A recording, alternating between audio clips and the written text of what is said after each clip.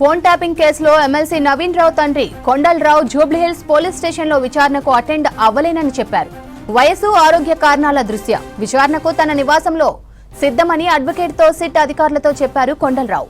మరోవైపు ఎమ్మెల్యే మాధవరం కృష్ణారావు కొడుకు సందీప్ రావు తనకు నోటీసులు అందలేదని చెప్తున్నారు. ప్రస్తుతం మాధవరం సందీప్ రావు విదేశాల్లో ఉన్నాడని, రావడానికి 4 రోజులకు సమయం పడుతుందని హైదరాబాద్ సిపి సజ్జనార్తో మాట్లాడారు ఎమ్మెల్యే మాధవరం కృష్ణారావు. నోటీసులు ఇచ్చాక విదేశాల నుండి రాగానే సందీప్ రావు విచారణకు సిద్ధమని ఎమ్మెల్యే మాధవరం కృష్ణారావు తెలిపారు. మరిన్ని డీటెయిల్స్ రాంప్రసాద్ అందిస్తారు. రాంప్రసాద్, వ్యాప్తంగా సంచలనం సృష్టించినటువంటి ఫోన్ ట్యాపింగ్ కేసులో అయితే కీలక పరిణామం చోటు చేసుకుందని చెప్పవచ్చు. ఫోన్ ట్యాపింగ్ కేసులో ఇప్పటికే మనం చూస్తే చాలా మందిని విచారణ చేసినటువంటి సిట్ అధికారుల బృందం అయితే ఈరోజు తాజాగా ఇటు కూకట్పల్లి ఎమ్మెల్యే మాధవరం కృష్ణారావు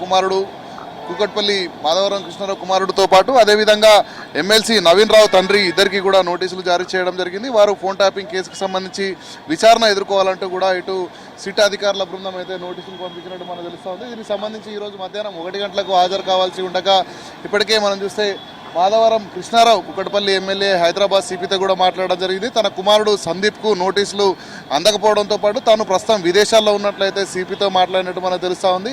సో 4 రోజుల సమయం పడుతుంది రావడానికి. నోటీసు అందిన వెంటనే విచారణకు సిద్ధమంటూ ఇటు కృష్ణారావు ఇటు హైదరాబాద్ సిపి సజ్జనార్తో మాట్లాడగా ముఖ్యంగా మనం చూస్తే ఇదే కేసుకు సంబంధించి ఫోన్ ట్యాపింగ్ విచారణ ఎదుర్కోవాల్సినటువంటి ఎమ్మెల్సీ నవీన్ రావు తండ్రి సంబంధించి కూడా ఇక్కడ హాజరు కావాల్సి ఉండగా ఇటు నవీన్ రావు తండ్రి ఆరోగ్య రీత్యా అయితే వయసు 60 సంవత్సరాలు పైబడినటువంటి వ్యక్తి కావడంతో అయితే తాను నేరుగా హాజరు కాలేనంటూ కూడా ఇటు నవీన్ రావు తండ్రి కొండలరావు అయితే అడ్వకేట్ ద్వారా సిట్ అధికారుల బృందానికి సమాచారం అందించినట్టు తెలుస్తూ ఉంది. సో ఈ కేసులో మనం చూస్తే ఇప్పటికే చాలామంది మనం చూడవచ్చు పొలిటీషియన్స్తో పాటు అదేవిధంగా ఇటు జర్నలిస్టులు కానీ అదేవిధంగా వ్యాపారవేత్తలు చాలామందిని కూడా సిట్ అధికారుల బృందం విచారణ చేయడం జరిగింది.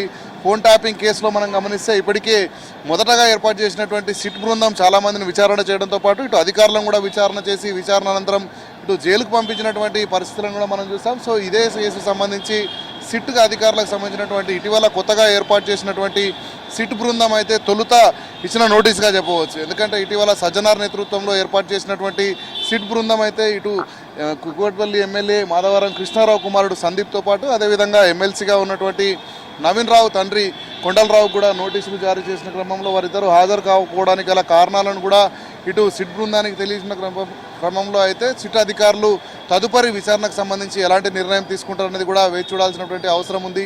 ఇప్పటికే సిట్ అధికారులు మనం చూస్తే గతంలోనే చాలామందిని వందలాది మందిని కూడా సిట్ అధికారుల బృందం విచారణ చేయడం జరిగింది. కానీ నూతనంగా ఏర్పాటు చేసినటువంటి సిట్ అధికారులు ఇప్పుడు తొలుత ఈ యొక్క ఎమ్మెల్యే కుమారుడితో పాటు ఎమ్మెల్సీ తండ్రిని విచారణ చేసేందుకైతే నోటీసులు జారీ చేసిన క్రమంలో కొంత సర్వత్రా ఉత్కంఠ నెలకొందని చెప్పవచ్చు. ఎందుకంటే గత బీఆర్ఎస్ ప్రభుత్వ హయాంలోనే బీఆర్ఎస్ టైంలోనే ఫోన్ ట్యాపింగ్ కేసు జరిగిందని ఇప్పటికే ఆరోపణలు ఉన్న నేపథ్యంలో ఇటు బీఆర్ఎస్ సంబంధించినటువంటి ఎమ్మెల్యేతో పాటు బీఆర్ఎస్ సంబంధించినటువంటి ఎమ్మెల్సీ నవీన్ రావు తండ్రి అదేవిధంగా ఇటు మాధవరం కృష్ణారావు కుమారుడు ఇద్దరికి కూడా నోటీసులు జారీ చేయడంపై అయితే కొంత ఉత్కంఠ కొనసాగుతుందని చెప్పవచ్చు. ఎందుకంటే ఈ కేసులో గత ప్రభుత్వం ఆదేశాలతోనే ఫోన్ ట్యాపింగ్ జరిగిందనేటువంటి ఆరోపణల క్రమంలో ఇటు హైదరాబాద్ వ్యాప్తంగా కూడా మనం చూస్తే ఇటు బీఆర్ఎస్లో ఇటు ఎమ్మెల్యేగా ఉన్నటువంటి మాధవరం కృష్ణారావు సంబంధించినటువంటి కొడుకును సందీప్ రావుకు నోటీసులు ఇవ్వడంపై అయితే కొంత చర్చనీయాంశంగా మారిందని చెప్పవచ్చు. సో వీరు విచారణకు హాజరవుతారా లేదా అనే విషయంపై అయితే వారికి నోటీసు అందిన తర్వాత క్లారిటీ వచ్చేటువంటి అవకాశం ఉన్న క్రమంలో ఇటు నవీన్ రావు తండ్రి మాత్రం